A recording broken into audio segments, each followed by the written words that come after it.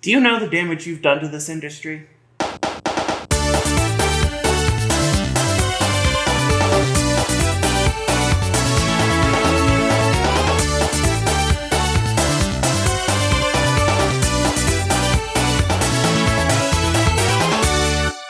Sonic the Hedgehog 4, the first and only Sonic game released episodically, with Episode 1 released October 2010 and Episode 2 released May 2012, meaning my decision to review them as one entity completely kills the whole chronological order thing I've been doing.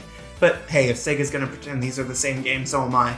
These are some of the less remembered entries in the series nowadays. They were download only, they were released near the tail end of a dark age for Sonic, and I'm pretty sure they aren't even canon anymore, assuming they ever were. It doesn't help that the numbering makes no sense. So apparently for the series you have to count 1, 2, CD, 3, Knuckles, Adventure, Adventure 2, Heroes, 1 again but not really, Unleashed, 4, Colors, Generations, 4 again. I mean, it's less convoluted than Resident Evil, I'll give it that much. Sonic 4 is one of those games that you really only ever hear brought up these days to talk about how odd it was. This weird point in time where they were trying to go retro but not fully. I mean, as I alluded to at the start, this is basically Sega trying to do what Nintendo did with the new Mario series, but somehow worse. I mean, at least those were full games, if not unique ones. Sonic 4 was developed by Sonic Team and Dimps, and if you don't know who Dimps are, you clearly aren't doing your Sonic homework. Dimps are responsible for most of the handheld Sonic games post-Game Gear, including both the Advanced Trilogy and the Rush Duology. They're also responsible for the Wii and PS2 version of Sonic Unleashed, later on handheld ports of Colors, Generations, and Lost World, a ton of Dragon Ball tie-in games, some Street Fighter titles, that one Crash Bandicoot party game nobody remembers, 4 of the 91 Wonder Swan Color games, the programming, design, and sound for Kirby and the Amazing Mirror. Basically, these are the all-in-one developers who try and do everything without necessarily being exceptional. For Sonic fans, though, they are mostly known for those handheld games I mentioned, plus the Unleashed port, and this game. You know, I always figured from the way people talked about this game that it was a Dimps solo project, not a co-production with Sonic Team. Like, Takashi Iizuka produced this thing. Technically, Dimps did the development on both episodes, albeit through different crews per episode. Seriously, the director, designer, and lead programmer all changed in the 2 years between episodes. Possibly because when episode 1 came out, it received a decent chunk of criticism. Eventually. It actually got some pretty decent reviews when it was first released, at least as a WiiWare title. However, criticism of the game's appearance and physics would grow over the years from some grumbling by fans to a general agreement of quality. Episode 2 improved things somewhat, though it got even worse reviews. Personally, I think the drop is less so Episode 2 being worse than Episode 1, and more just game critics seeing past the whole return to the classic style gimmick that blinded them with the first release. And eventually, with the release of games like Sonic Mania and Sonic Superstars, Sonic 4 would be written off by critics and the fanbase as a regrettable experiment best left forgotten. But is that assessment justified? Is Sonic blue? This game has a plot, technically. Episode 1 just has Sonic chasing after Eggman sometime after Sonic and Knuckles, eventually falling into a space station via a rocket presumably built by Tails. And since it's a 2010s download-only game, we don't even have a manual to explain what Doc's plans actually are. Episode 2 has slightly more of a narrative, with Eggman bringing Metal Sonic back, and the unlockable episode Metal even details how he came back and got some new abilities, but otherwise, yeah, Sonic and Tails chase Eggman to a new Death Egg, and that's the end of the plot. Okay, I know the simplistic plot is intentional, it's a throwback to the classics, this wasn't a mistake. But the last game in this style was Sonic 3 and Knuckles, and that at least put some effort into bridging the narrative between levels. Here, there just isn't a plot. No manual, no inter-level cutscenes, only about 3 or 4 cutscenes total, frankly. It's pathetic even by retro game standards. Like, give the new Mario series this, at least the first one had Bowser having his flesh melted off his bones. Well, without a good plot, our first impression of the game must come from the presentation, and we have 2 different sets of graphics to look at. Starting with Episode 1, good lord Sonic, what did they do to you? I'm sorry, Episode 1 just looks awful. I can only guess the graphics look like this because the game was originally made for smartphones and WiiWare, but considering you can still buy it on Steam and play it in full HD, woof. Honestly, the problems start as early as the title screen, where they try to replicate the Sonic 1 title screen, but somehow make it look 100 times cheaper. This isn't the Genesis anymore, y'all, you can't get away with 4 frames a second. As for the rest of the episode, I can only assume there's an issue with how many colors can be on screen, or some issue with higher resolutions, but otherwise, yeah, this game just looks ugly as sin, I'm sorry. Episode 2 looks significantly better, possibly because the Wii was taken off the platform list, though that really just reveals how stylistically bland so much of the game is. Seriously, outside of using the adventure-era models for returning characters, it looks like they were just trying to convert the classic games into a 3D engine, but I mean, If you're going to go retro, go all the way.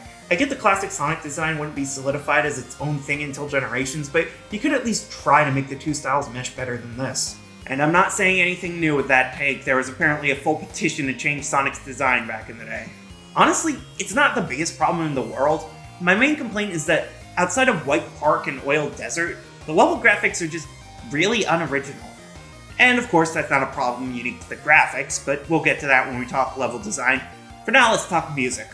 Well, this is a waste of Sano's talents. Yes, Jun Sano composed all the music for this game, on top of creating all the sound effects, and his attempts to replicate the Genesis sound design is certainly admirable, but that doesn't make it great music. It's not terrible, for the most part. I mean, Oil Desert Act 2 brought to mind the term penis music with how it opens, and Eggman's boss music in Episode 1 is very unfitting, but otherwise the biggest problem isn't that the music sounds terrible, it's just that, well, it's really not great.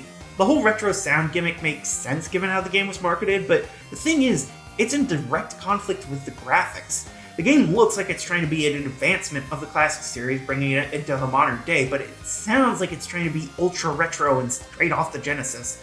Plus, maybe it's just me, but I feel like old school consoles tend to sound a lot worse than they look, if that makes any sense. And yes, that does include the Mega Genesis drive, or whatever we're calling it these days. Yeah, this is one of the few soundtracks that doesn't redeem the lower quality Sonic game. It's not the worst part of the game, it's probably still one of the best parts, but it's also not something I plan to blast while going on a jog. This is a game I mostly got through with my headphones off. I mean, I'm probably ADHD, I need to be watching old-ass YouTube videos while I play video games. Oh god, is that why I'm so bad at reviewing? Alright, enough beating around the bush, it's time to get into the gameplay. After all, this is supposed to be a sequel to Sonic 3 and Knuckles. Surely we've got controls that are on par with that gem, right? Who's gonna break it to them? This game feels terrible. The momentum is all out of whack. You stop half a second after releasing a direction, your acceleration is slower than Sonic Adventure, jumps cancel all inertia. The biggest problem is the spin dash and rolling. In most Sonic games, if you curl into a ball, you preserve 99% of your momentum on flat ground, gain momentum going downhill, and only gradually lose speed going uphill. The best test of the ball momentum is the half-pipe trick. Going back and forth on the half-pipe-like curve should have Sonic going higher and higher with each pass. In this game, not only does that not work, but I swear to god, you lose momentum rolling downhill. Why and how? I mean, I guess it's technically a little more realistic physics-wise, but you don't need to be a genius to know that realism isn't the most important part of a game mechanic. I've read that apparently the physics were improved in Episode 2 by comparison, but honestly, even if they were, it was nowhere near enough. I mean, that should be obvious just from the fact I don't even know if there are any actual differences. It still sucks. But yeah, the only way to gain speed is to keep holding a direction and running upright. Well, that or hitting a bumper or booster. Or pressing jump twice. Yes, the biggest addition to the classic Sonic formula Episode 1 gives us is the homing attack, courtesy of the 3D titles. We even get the reticle from Unleash carried over, and the homing attack is fine. It boosts you forward if you aren't targeting anything, you can use it for homing attack chains if you're careful, and it can target just about anything. Springs, item monitors, enemies that aren't technically vulnerable yet. Oh, and be very careful when going for the hundreds of required homing attack chains on the bubbles, because if you aren't close enough, you can end up just jump boosting instead, and that has the possibility of sending you into one of the hundreds of bottomless pits that are complete bullshit! Can you tell I don't like this game much? Episode 2 does thankfully add one new feature to our loadout. Tails, constantly at our side and ready to help out with one of 3 combo moves. Or more accurately, one of 2 combo moves, one of which changes slightly underwater. If you're grounded and hit the combo button, you perform the roll-in combo, which rolls in one direction, attacks enemies, and breaks through certain obstacles. If you hit the button while jumping, you get the copter combo, which is just Tails carrying Sonic while flying, similar to the co-op move in Sonic 3. And if you hit the button while jumping underwater, you have the submarine combo, which is basically the exact same, except you can move more freely in all directions and Tails doesn't run out of stamina. Instead, you just have to worry about Sonic drowning to death. To be fair, there are only about 4 acts where you can even use the submarine anyways. That makes me wonder why they even bothered. Well, that covers almost all the basic gameplay, but there is in fact one more returning feature we need to unlock. And how do we do so? The same bullshit way as in Sonic 1, except now we can actually retry acts. Yes, special stages return, and thankfully it's not as terrible as in the first game to reach them. It helps that the levels in general are slightly easier to get through unhurt, if only slightly. As for the special stages themselves, we have 2 types. Episode 1 gives us a riff on the Sonic 1 rotating special stages, except instead of loosely controlling Sonic, you control the stage's rotation, and also, kind of, Sonic. You can jump, but otherwise you're just tilting the area around yourself to try and reach the Chaos Emerald within the time limit. And it's not fun. It's actually really not fun. You have to collect time orbs to not run out of time before grabbing the emerald. You have to collect rings to open various walls standing in your path. And again, you don't actually control Sonic, you just rotate the stage and try to pilot him into place. I get what they were going for here, I really do. I just think what they were going for sucks. Well, that's episode 1's special stages down. What's episode 2's look like? I'm going to kill someone. Okay, the half-pipe isn't as terrible here as it is in Sonic 2. We have a few quality of life improvements, like Tails not being able to drop rings he's collected in single player, and a weird rope thing between the two of you that collects more rings. And that's about it in terms of improvements. There are also brand new gimmicks, like shocking obstacles that don't take rings but do drastically slow you down. Aw, they think I'm gonna try and do the time attack mode they crowbarred in. That's adorable!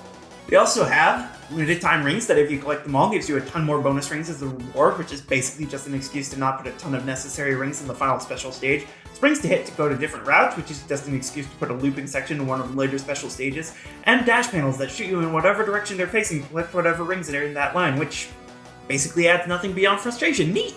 Yeah, honestly, the only thing that makes these actually tolerable is the fact that the pause menu has a retry button. Otherwise, this would be actual torture, and I would not have bothered to unlock Supersonic, which really does nothing special here other than breaking the game. Especially in Episode 2, where you can use Supersonic in the boss fights. You can't in Episode 1, though, because, yes, logic. But hey, the most important part of a 2D Sonic game is the level design, right? Sure, that's mostly because no other 2D Sonic has this many physics issues, but there's gotta be a lot to talk about with these zones, right? We've got 4 main zones in each episode, and each zone has 3 acts and a boss fight because pacing is for losers. And each of the zones in episode 1 is just a complete ripoff of a zone from Sonic 1 or 2, but with more gimmicks and worse. Splash Hill Zone is the most shameless of the Green Hill zones, and its gimmicks are swinging on vines and riding zip lines, my favorite. Casino Street Zone is so aggressively Casino Night, I'm surprised they even bothered changing the name, and it's where the developers introduce us to unavoidable death pits if you mess up on these stupid cards. Lost Labyrinth Zone. I don't even know why you would want to revisit Labyrinth Zone, and the terrible gimmicks means it's somehow just as annoying despite only one act taking place primarily underwater. And Mad Gear Zone is just Metropolis again, but with rolling cogs to move instead of screws, and a few runaway from the wall sections in Act 3 where you can get crushed to death even as Supersonic. And then there's one final zone, Egg Station Zone, which is just a boss rush that sucks because all the bosses in this game suck, and a final boss against the Death Egg robot that's pathetically easy in Phase 1 and then frustratingly unfair with only 3 rings in Phase 2. Why is the Death Egg robot even here, and not on, the Death Egg? Oh, and Episode Metal is just running through the first acts of each of the 4 main zones from Episode 1, but with slightly modified obstacle and enemy placement. Episode 2 is slightly more original, but only slightly. Sylvania Castle Zone is Aquatic Ruin again, except it's also a tutorial for the combo moves. They even do a joke at the boss fight where you think it's just going to be Aquatic Ruin's boss again, but psych, it's a hard-to-read plant monster. White Park Zone is the only level in this whole game, both episodes included, that isn't just aggressively a level from the Genesis games. It's a mashup of the winter theme with 1 or 2 elements of Ice Cap, and the carnival theme that's kind of redundant with Casino Street in episode 1, but whatever. At least Act 2 is actually fun and the Metal Sonic duel is cool. Shame Act 3 is a water level. Oil Desert Zone is so obviously Oil Ocean after undergoing Californication, it's barely worth mentioning. Complete with gimmicks taken from Sandopolis, because let's combine 2 of the weakest levels in the Genesis games, sure, and the boss fight is not built to be fun. Sky Fortress Zone is just Sky Chase and Wing Fortress if they were one zone like they basically already were, and we get even more bottomless pits than usual for this game, plus a boss fight that's not fun and has instant kill obstacles so you fight on top of the tornado. And then the final zone, the Death Egg Mark II, is just a pretty easy boss fight against Eggman and Metal Sonic, a pathetic race against Metal Sonic, a final boss against a weak heart, and 2 easy platforming segments. Well, that was lame. Episode 1 has a post-credit stinger if you get all 7 emeralds, teasing the events of the next part. Episode 2 doesn't. There's basically no sequel hook because, frankly, I think the developers knew that 3rd episode wasn't actually happening. Sonic 4 isn't the worst game in the series, far from it, but it is an incredibly weak entry that basically solidified the series' dark age in many fans' eyes. The graphics look either unfinished or uninspired, the music sounds too retro to be interesting, the gameplay feels wrong in ways I'm not even sure I can explain, and the level design ranges from completely derivative to incredibly unfair. Add this all to a botched episodic release that placed 2 of the series' best review entries in between, and a marketing campaign caught between the past and the present, and frankly, this is a game that's probably just best left forgotten. It was a bad idea with bad execution, or more precisely, a weak if promising idea with incredibly inconsistent execution and god-awful presentation. In recent years, we've seen that the general idea of a retro-styled Sonic game can, in fact, do phenomenally well, if handled properly. Hell, if you ask any Sonic Advance fans, they'll tell you Dimps handled it better back in 2001. Or 2002 if they're not Japanese. It's a shame that Sonic 4 was such a disappointment, but I guess all things considered, it could have turned out worse. I mean, look at it this way. At least we didn't get 4 of them.